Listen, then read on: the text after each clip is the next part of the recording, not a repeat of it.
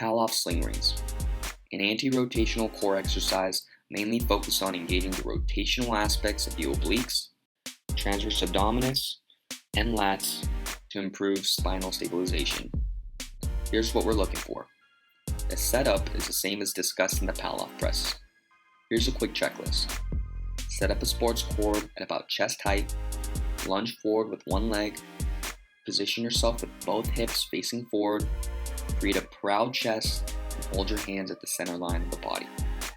When ready, take a breath into your stomach, create tension through your whole torso by imagining it's a compact pillar, and slowly start making circles parallel to your body. Try to keep your arms as straight as possible throughout the whole movement. Also, think about keeping your shoulders locked into their sockets and do your best to avoid turning your hips and shoulders to the left or right. With this setup, you should feel the right side of your body working more. When you work with the opposite setup facing the opposite direction, you should feel your left side. The biggest fault we see is hips or shoulders starting to turn in either direction to gain leverage.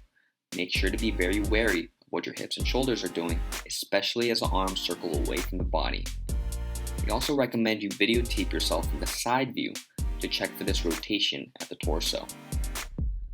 Another fault we see is we start to see the rib cage and chest rise as arms get higher up. In doing this, you are creating the illusion of moving through a larger range of motion.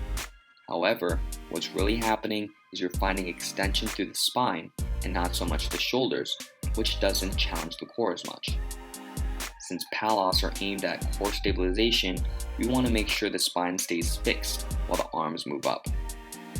Cue yourself to pull your chest down and toward the ground, and to pull your ribcage down into your belly button as the arms rise up. It is important that you find a resistance that is challenging, but not so much where you start to compensate with the chest and ribcage just to get your arms overhead.